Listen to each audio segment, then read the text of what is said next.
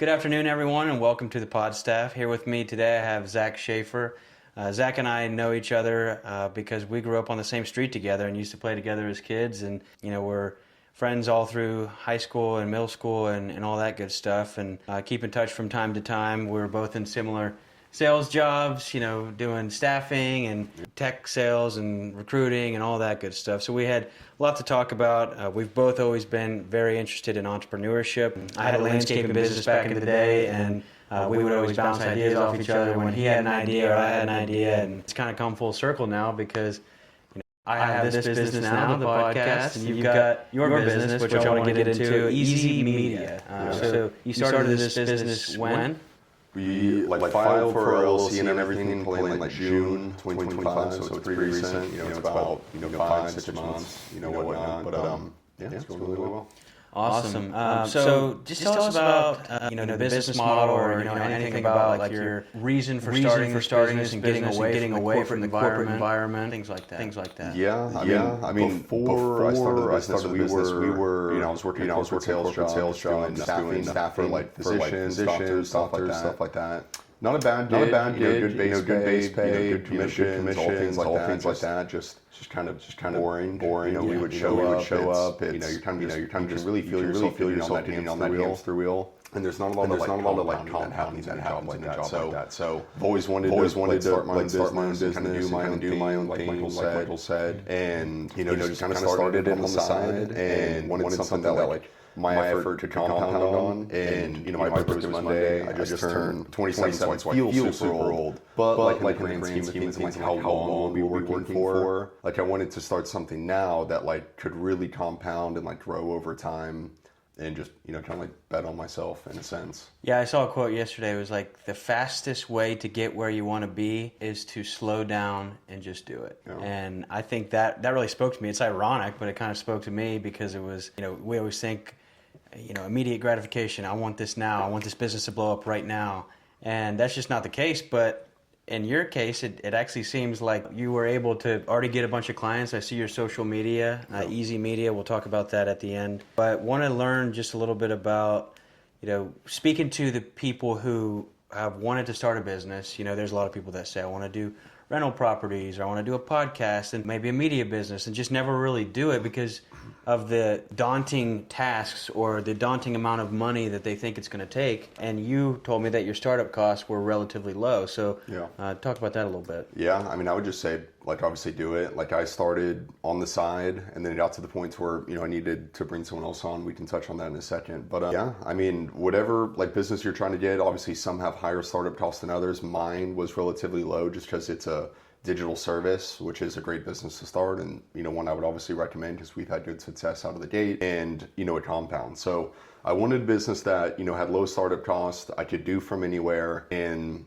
had monthly recurring revenue for anything I was doing, because I didn't want to I want to sell someone once and get paid on that essentially forever. Unless the client leaves, we're getting paid on them forever.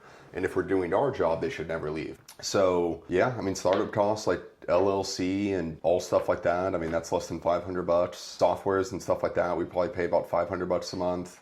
We have a marketing business, so like that's one avenue we get clients from is, online marketing. So we spend, a few $1,000s a month in that. But it's a great business in terms of low startup cost and high profit margin. So, I mean, we're profitable on our clients month one.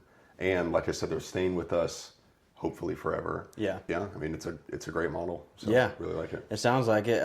Tell me about any co-founders, employees, anything like that. We talked a little bit about it, but I know, to my knowledge, you are the sole partner, and then you've got some employees or partners involved as well. Yeah, to an extent. So I do have a partner in it right now, Carson. I did start the company on my own, but I realized quickly I needed help. And, Carson was at a point to where, he really wanted to do this with me and come on board, and he's an amazing friend, and I lean on him all the time, and he's a great partner to have. Mm-hmm.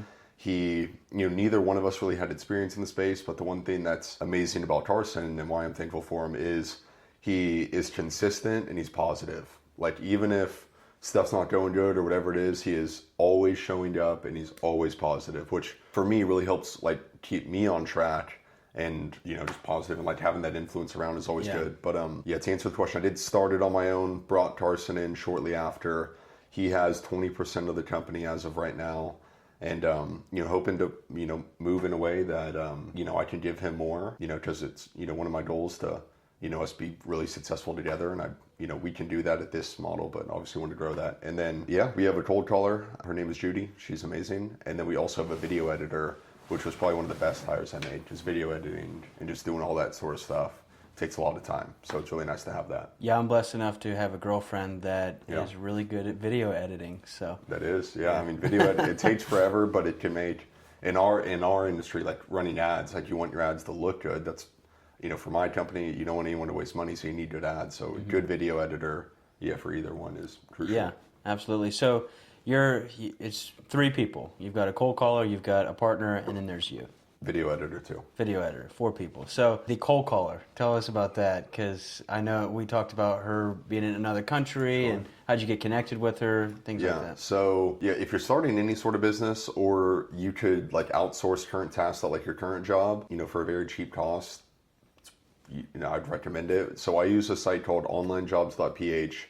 Basically, it's just a bunch of people in the Philippines that are looking for work on American hours. So that's where I found my video editor. And I found multiple cold callers from there. Judy's been, one that's stuck around. And so, we reward her and pay her, really well. And, blessed to have both of them. So, if you're looking to hire, people, it's a good spot. Yeah. Especially when you're starting out, because you don't have a ton of money when you're starting out to pay an American salary or all these different things. But it's a huge salary over there. So, we're very blessed to have them and being able to help them support their family. Yeah, because I think there's a misconception around hiring from the Philippines or, a different country where people have said, oh, well, you're ripping them off or you're just outsourcing. But when we talked, it seemed like, no, I mean, that is a really good salary. While it might be less than what we would pay someone in the U.S., that's a really good salary for over there. Yeah, look at the conversions. I mean, you probably have no idea, but look at the facts. Yeah, literally. She, both of them are extremely grateful, and people don't really work too hard in the United States. Obviously, I mean, there's good and bad apples anywhere, but they are super grateful. They're always looking for more work, and cold calling's tough. And she's always showing up with a good attitude. She's always doing the details, and we have Slack channels to where she'll fill out her end of day report, put her numbers, what went well for the day, what went bad, what she might need help with, and she's always on it. She's never missed a day. Yeah, she does that 5 days a week too. Yeah. Nice. So, with that, who's your client base? Like the ideal client base, or maybe even just a general base of industry? Yeah, it changed over times. Right now, we are really just looking to work with concrete companies nationwide. We could also do concrete coating and epoxy companies. When you first start out, and a lot of the research I was doing when I was thinking about starting the agency, is you hear a lot of big people say, hey, you should niche down. And we never really paid that much mind, and we were kind of going after everyone, especially because we were new and we were just starting in DFW. There's only a certain amount of companies in DFW that do fencing companies or lawn care companies. So since then, we've branched out nationwide and niche down, because you'll realize that service delivery, how quickly you can onboard someone, and just knowledge about the industry, seasonality, everything is different for all these industries. How you're making the videos, how you're messaging, the offers you're running. If you can just dial that into one service industry, it's massive. And choosing the right one, and there's more than enough companies nationwide for you to make a ton of money. Even if you want to make more money, you could raise prices and deliver better, different services. There's just so many things you could do. I would definitely recommend niching down. But right now, to answer the question, concrete companies. But when we started, it was all home service companies, roofers, fencing companies, lawn care, glass, epoxy, GCs, everything. Mm-hmm. So you would recommend niching down just for maybe a media business, or just in general business? I don't know. Say, I'm a GC. General contractor. Yeah, general contractor. So and I'm just thinking about this from a marketer's perspective. So if I'm running an ad and I'm saying, hey, I'm a general contractor, if you need anything from your home, that 9 times out of 10 isn't going to get as many hits as, hey, I do just bathroom remodels. Mm-hmm. The bathroom remodeler is going to get a lot more foot traffic, both from the algorithm and just on a needs basis. Because when you can go to someone's direct service that they're thinking to get versus just having to have the consumer think, oh, do I need anything GC? What can they do? You'll still get some stuff, going broad, but yeah, niching down. And for marketing, I mean, for marketing, that probably definitely helps you dial in what your marketing efforts should look like, and which group of people that you're trying to appeal to. Yeah, and if I was running a campaign, just like to finish the GC tangent, like I would say I would have run like multiple different campaigns. Like, hey, here's a campaign just for bathroom remodels. Here's one for kitchen, as opposed to just running a single campaign where you're trying to attract everyone. Because that's what we learned, and that's what we learned from running our ads. We tried, hey, if you're a home service company or a blue collar business, tap in with us. And our cost per lead was higher. Our quality of the leads was lower. And then when we niche down to say, hey, if you're just a concrete company doing over $1 million a year, right? A lot more specific, feels a lot smaller, but you have a lot more people coming in the door and you know exactly who they are and what they want. Yeah, no, that's very interesting. So in terms of, we talked about your employee base or your partner base and all that good stuff. So I want to hear a little bit about, you being the first founder of this company and the sole or the majority owner of this company. Yeah. What are your duties? And then I also want that to, tie in a little bit with the art of delegation and how letting go of some of that control is good, but it's also hard mentally. It is hard. I'm trying to do that in my professional life and in my personal life. You and me both, brother. yeah, letting go of things you just can't. It doesn't serve you at all. But not even to go down that rabbit hole. But in terms of like just what I do in the business, I mean, at our stage, 6 months in, we've had good success and extremely blessed. God's given that to us. But I do everything. I mean, I've had to learn like bookkeeping, accounting, because I don't want to get just like railed at the end of the year, like, taking some money out, when we bill clients and, setting that aside for taxes. Payroll, all the back end stuff. Automation systems, plus, managing a team and leadership and script writing, and then plus, marketing and copywriting and all that sort of stuff. Because I didn't know anything about any of this. I just knew I wanted to do marketing and have my own thing I knew I wanted my own thing for my entire life, but I knew I wanted to do marketing for about 3 years, and then I said about 6 months ago I finally did it. So yeah, I wear all the hats, and I've had to learn a lot. Now, how did you learn all that stuff? Because I think one of the things that I wanted to bring you on for is just that getting over that daunting hump for any person who's on the verge of starting a business or maybe a new business owner that is outsourcing that stuff right now. But it sounds like, and what stuck out to me was the accounting piece. A lot of people would think, wow, the accounting is very daunting. I've got to have an accountant for that or anything like that. But how did you learn all that? Yeah, in terms of like just the accounting, it's very elementary. Just like using QuickBooks and like just making sure every transaction comes in, I'm putting in the correct bucket, then just like setting money aside, and then like, P&Ls and like expenses versus just like, our overhead and just kind of stuff like that. That's all like pretty basic, but like my advice is probably gonna be like for that and everything, including like the marketing and if you want it, it's out there. Like everything's out there. Like you can learn anything online. Like for when I was first starting, like the main skill in marketing and building these different systems and automations and just kind of everything we do in the agency, YouTube, Reddit, Twitter, courses, Discords, relationships, like any place I could find some information and like that I could communicate with someone with, I was on. Like there's people that are far more ahead of you that are willing to help you. You just have to like make those relationships. And that's, we were talking about this the other day. I would meet people in those groups, or I would find a small creator on YouTube that was doing big numbers, just they weren't like famous or but they were still miles ahead of me. So I would blow them up. I would comment on their stuff. I would send a message. Hey, let's jump on a call. I'll buy you lunch. I'll send you some money, whatever it is. Just to kind of, shortcut my ignorance. Yeah. And just, people are willing to help you. You just have to, go for it. When I think too, there's especially, us being in our 20s, like there's a big pride factor, I think, that goes into a lot of our decision making. And I think some of that could bleed over into thinking, well, I should have it all together, so I'm not going to humble myself and ask for advice because I should present as I know everything about it, I'm all together. or I'm all put together. So did it take some humility to be like, you know what, I'm just going to reach out to...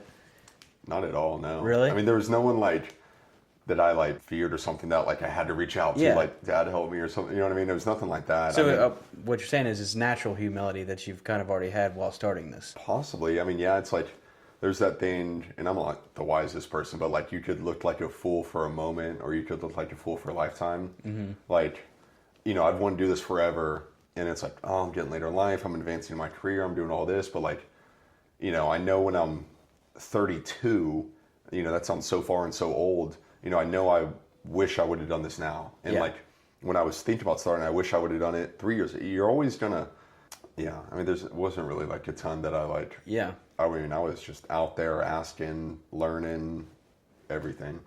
So in terms of like the minimum viable product, I know like in entrepreneurship or business school, we talk about the minimum viable product. So what would you say your MVP, minimum viable product, is in the media space? Yeah, just like what's our main service offering, correct? Yeah, you're just like what did you go to market with first? So we started with just like I said, all home service companies in Dallas, and you know when we first started too, we thought it had to be complicated. Okay, we have to do something no one else does, or we have to do something. And we try to make this super complex offer that wasn't high and like, you know, that we couldn't duplicate super easily. Like, what services can we offer, and you know, have all these things that's going to be great value. So we started in Dallas, and so like our biggest differentiator was like, hey, we'll come out to the job, like we'll film your whole job, and that way when we're running ads, it's going to be your jobs, because really every other agency just uses like footage they already have, which is mid. It's just like the 50-year-old blue-collar business owner just like hitting a quit pan. Yeah, on an Android. Yeah, literally. And it's like the worst footage. It's like, hey, we will get you like custom footage of your crews, your trucks, your shirts, your process, your before and afters. So that was like our main core offer. Now we're more nationwide. So like one of our upsell options we have is we'll come out to your job site and film. That costs like just pay for travel, and we'll like spend our time and like come out there and do that for you. And most companies won't do that in the space? Most marketing companies, no. Okay. Yeah. So one of the things you have to think when you're starting a company as well is like barriers to entry. So for, you know, a digital service and products like we have, it's really not that hard. Like I said, it's pretty low startup costs. Barrier to entries are pretty low, which isn't the best. I mean, there's a lot of other, but when you're having low startup costs, you're probably also going to have low barriers to entry. And then so, you know, things you have to focus on are like those differentiators, like I said, coming out to film, branding, results, kind of things like that. Yeah, I mean, that's just kind of like what we've been focused on. The core offer has kind of changed, but essentially, you know, we'll just generate you leads and we'll help you close those leads. Like we have the back-end CRM system that will welcome, follow up, and nurture all those leads. We're doing pretty good at advertising and getting good results and getting multiples on people's money. And that was kind of the whole premise we started the company on. It's like, hey, if I could make you $100,000, you know, profit, you would easily give me 10 of that, right? And then that's an easy yes. Yeah. So, yeah, that's kind of like just what we strive to do. Yeah. No, that's awesome. And the last thing I think I want to touch on for the business side of things is we talked a lot about workflows. That came up a lot in our intro conversation for this podcast. Tell us a little bit about the workflows. I think that could mean a lot of different things for a lot of people, but I'm interested in what it means for you and having a media business. Yeah, so ours just like implement with our CRM. When a lead comes in, you know, someone submits a lead form through our advertising campaign. Typically, we're advertising just on like Facebook and Instagram. We find, you know, lower cost per leads, and you can get a lot better messaging on those platforms than like Google, where people are just like clicking on a blue link. It's not a lot of interaction. You can do a lot more education on Facebook and Instagram, and that's where people spend most of their times. Yeah, so like the first thing that kicks it off in our workflows will run for an entire year on that single lead, alternating between things like voice, you know, dropping voicemails, but mainly texting and emailing. And so a lead comes in, you know, it creates an opportunity inside the CRM. It notifies me, Carson, and, you know, whoever the decision makers are in the business. And then it's going to alternate between, you know, texting the lead and emailing the lead. Like I said, it welcomes them in. Hey, thanks so much for reaching out. You know, what type of job is this? And when is a good time for us to give you a call and reach out? And then, yeah, I mean, kind of just follows up with that lead via text and email for about a full year. It catches a lot. You would be surprised. Not every lead we have that like comes in is like, oh yeah, I'm ready to buy right now. Like give me a call. Especially on like, we have remodeling clients. Yeah, what's the sales cycle like? Like, is it a quick for turnaround? For the clients. For the clients. Depends. I mean, like I said, we have roofing clients, we have remodeling clients, we have epoxy clients, garage doors, a bunch of things right now. We're niching down to concrete, and we've have a lot more concrete clients now, but it just depends. It depends on job size. And what's if you get an MQL, marketing qualified lead, come in, then what's your turnaround time on converting that to a prospect to a client? It just depends. For my company or for your company? Okay, yeah. So yeah, I know a lot more stuff about that. Just in terms, it just depends. I mean, so we have at the end of our form, we have a calendar link. So it's like, hey, skip the line, go ahead and like book a time that's good for us to call you, and then that. Someone typically booked the time within 72 hours, just depending on like kind of day of the week and stuff like that. A lot of times it's next day. And yeah, we'll call someone, typically have like a quick 10-minute intro call. And then from there, do like a 20-minute Zoom call. So intro calls about a day out. And then the Zoom calls typically booked within 48 hours. And then if everything looks good from there, we'll kind of just onboard them. Just like getting their business information, gaining access to their ad account and just kind of setting them up in the CRM, getting their login, just kind of stuff like that. So within a week from when that lead comes your way, your cold caller had someone on the hook, within a week that client is now converting to the onboarding steps of your business. Yeah, it should depend on timeline and seasonality. Like we have a lot of people right now that are pushing it to the new year 2026. So we're running offers and things like that to mitigate that, and just like awareness, like hey, that's kind of what everyone's doing. There's a lot of opportunity on the table right now, which is something I believe. Moving on, I do want to talk about relationships. I know we talked kind of about our personal experiences, as much as you want to share, and then we kind of tied that in with the faith journey too. Yeah. The barrier in a relationship if one person is trying to grow in their faith, or maybe one person has a different idea of what faith means to them, that could pose a moral issue later down the road because your values don't align. And maybe that carries over into having kids, things like that. So tell us about your experience with that. Yeah, I mean, whether, you're doing something like business or relationship, like finding someone who is like equally yoked as you is huge. That's like you said, going to affect, down the road, and, just something like y'all need to be aligned on. So your specific faith journey, like what does faith mean to you? What, we talked about going to church. We go to similar churches. So what does that mean to you? Yeah, it's been huge. I've gone through, things to where, I've really had to, lean on God and trust Him. And, He's really, poured in myself in the business. And just honestly, like whenever I feel the most lost is when I'm like the farthest away.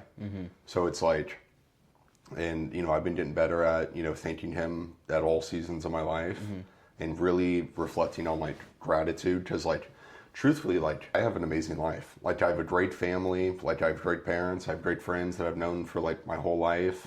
And, like I said, my birthday was the other day, and I had a lot of people that I've known, including Michael, for 25 years, and it was my 27th birthday. Yeah. You know what I mean? And there were like 8 people. Yeah, we were, just so for the listeners, we were blessed enough to grow up on a street that, 7 or 8 of us were in the same grade coming up together. So, I mean, we had a great childhood in that regard, because we would just go knock on each other's doors before cell phones were big and smartphones, and just say, before they were even hey, around. Can Zach play today? And we just go shoot hoops or throw the football or play Crush the Carrier or something like that. Yeah. So, I mean, phenomenally blessed. Like, I'm able to have my own business. I'm able to travel around. I'm able to, support myself. And, hopefully the goal is to, retire my mom and support, friends and family if they need it. You know what I mean? Like, I want to be able to, provide that shade for people that, something like is hard going on, or, say, your best friend had like some health issues and like he can't afford those bills, or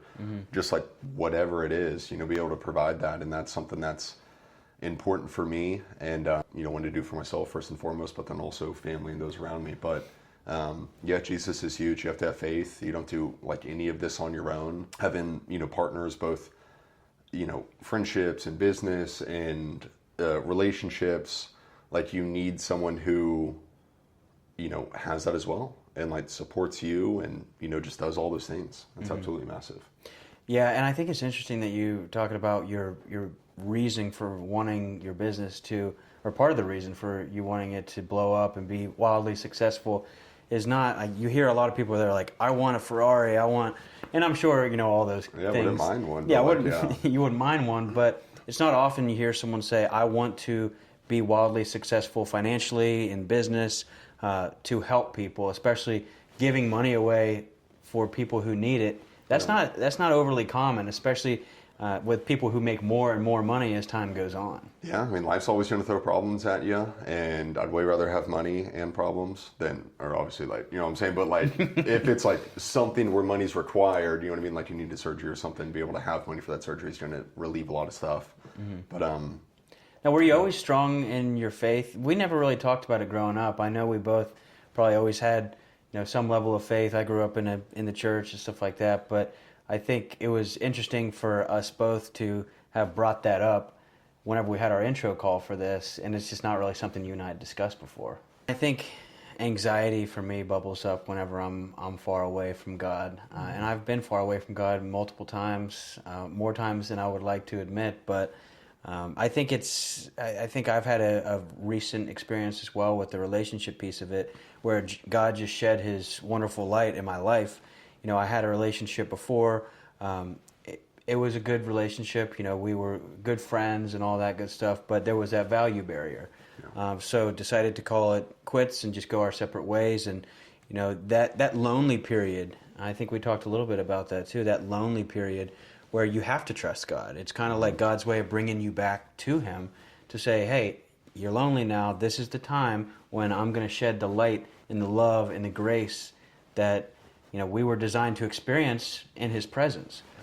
So months later, I met a girl, and it was just an instant value alignment, attraction, just all the things that are necessary for a very healthy relationship that was put into my life very recently. Mm-hmm. And that just shows you that it's not always you're going to be alone for 2 years or something like that. I mean, God can throw whoever He wants into your life at any given time, as long as you are the person that He deems worthy of having that. And because I think a lot of people look for love in the wrong places.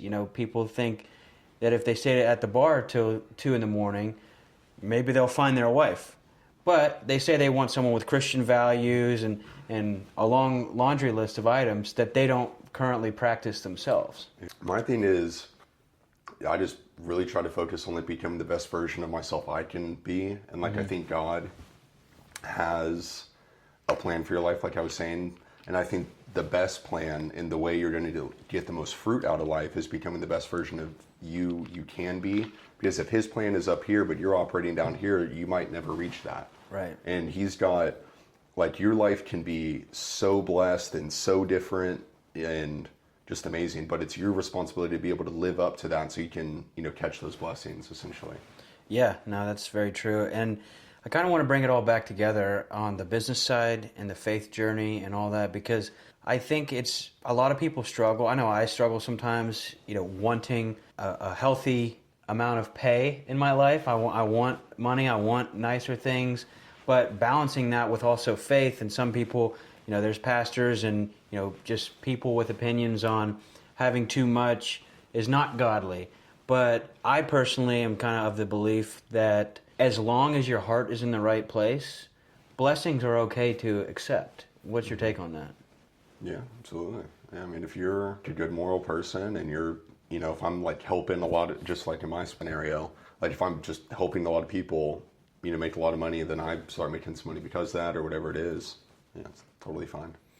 Yeah, I think I've heard a quote, I'll probably butcher it, but something along the lines of money doesn't change people, it just shows the world who you really are.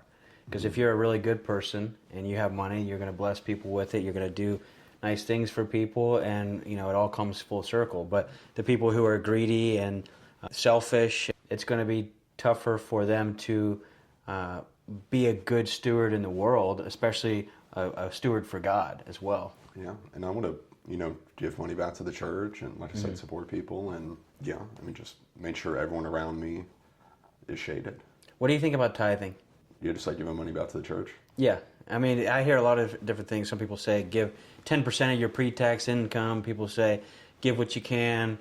And then someone recently told me that, especially if you're not a multimillionaire giving a big percentage of that to the church, tithing is really for you to know that you sacrifice something for God. It may not change the church's bank account much, may not change the community's projects very much, but I think that's why a lot of people don't give, because they think, well, I'm only giving $200 a month. That's not going to do anything, especially in DFW with these mega churches.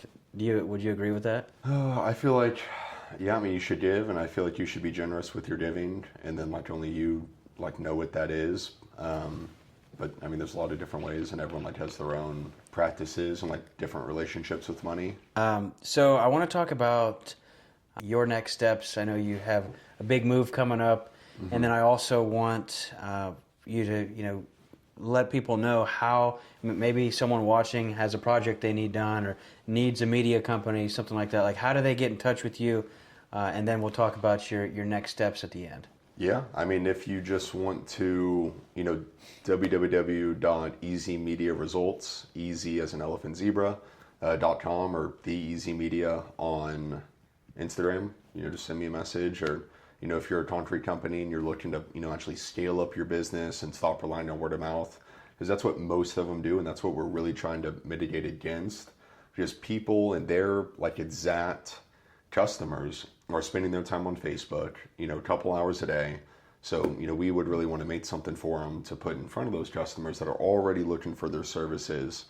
Just, a lot of companies are owned by, older people that might not be that technically savvy. So that's why we like helping them out, bringing them more leads, making them more money, saving them more time on the follow-up process, and just, kind of modernizing their business. Okay. Are y'all on Instagram, TikTok, all that stuff? Instagram, Facebook, no TikTok, and then the website. Okay. Awesome. Now for your move. I thought this was really interesting just because of the reasoning behind it and the amount of drive that you're grabbing from other people in this move, but I won't steal anything else. Go ahead. Yeah, I don't know. If I'm leaving anything out, let me know. But yeah, I mean, essentially me, Carson, like I said, the guy I work in the business with, great guy. And then one of our other buddies, Tyler, who we also grew up with, he has a clothing company. I think it's Dead Star Fashion. Yeah, Shout out Tyler. And yeah, so we're all just moving to Austin. We live in Dallas right now for context, and then we're all probably need to go to Austin for, a couple months, maybe stay, I don't know. I mean, just kind of, feel it out. But, we're all, kind of like have our own things. We're able to, work from anywhere. And, we've lived here our whole life. So, yeah, for the, one of the first times in my life, like I've, kind of just been ready to, get somewhere new people and all those sort of things. So, yeah, we're excited. What's your plan for people covering the job sites for your business, going out and giving estimates and all that good stuff? So I know that, you have Carson, and I've seen you on some job sites as well. Do you have someone in place for that? Yeah, I mean, we could always probably find people. Like, I have a lot of friends in the area that could do that. Or, like, Austin's really 2.5 hours, 3 hours from us, so it's really not that far if we ever needed to come back. Plus, I mean, we can grow our base in Austin while we're there. We can get a lot more companies there. Additionally, I mean, we have content for all these companies that we film for to run ads for them for a year, 2 years. So we don't really need to go back. If they needed us to, and it was, a certain scenario, we absolutely would. Or, we could find someone in the area. Plus, like I said, we're trying to move more national. So, yeah, I mean, we got good, plans in place for that. And that's one thing we've been working on over the past couple of months, is trying to become more of that company that can do it from anywhere. Awesome. Well, is there anything else that you'd want to share with our listeners for, anything motivational, anything about the company that you maybe left out? No. I mean, if you want to do something, like I said, I would just try to focus on something that, has good profit margins, that you can build on the side, that, I like monthly recurring revenue, and start small. All the information you need is out there. There's no better time to start as well. Trust me, I kicked the can down the road for 2.5 years, and I wish, I'd be in a very different spot if I started, and it was going this well and everything, if I would have started it back then. So, Yeah, I mean, do it for yourself, do it for your family. Absolutely. Yeah, I mean, start somewhere. That's what I've done with this podcast. A lot of people want to start something and they're maybe kick the can down the road. So I think this is, if you're watching this is your sign to go ahead and start that business. You don't have to quit your job to do it. Just start the business. See how it goes. If it fails, it fails. But start somewhere, because no one that is successful has not failed before. So. Yeah, 100%. Yeah, definitely recommend it. Yeah, kudos to you as well for getting it going. You know what I mean? Thank you. It's a lot easier to start than people realize. Mm-hmm. It could be a lot harder to grow or to monetize It's or whatever time consuming, but it is simple. Yeah, exactly. So it's like, especially when you're first starting out, there's so much stuff you didn't know, like we already talked about. But yeah, I mean, you can figure it out. Thousands and thousands of people have done it. If you drive down the highway, you'll pass hundreds of businesses with huge buildings, and there's no reason you couldn't build something small that could probably replace your income. Yeah, for sure. Absolutely. Well, thank you for coming on, Zach Schaffer. Everyone, Easy Media. Hit them up on social media. Go to their website. If you are having a trouble getting in touch with anyone, or maybe you can't find their page, drop a comment on this video, and we will get you in touch. Absolutely. Thanks, man. All right. Thank you, sir. Yep.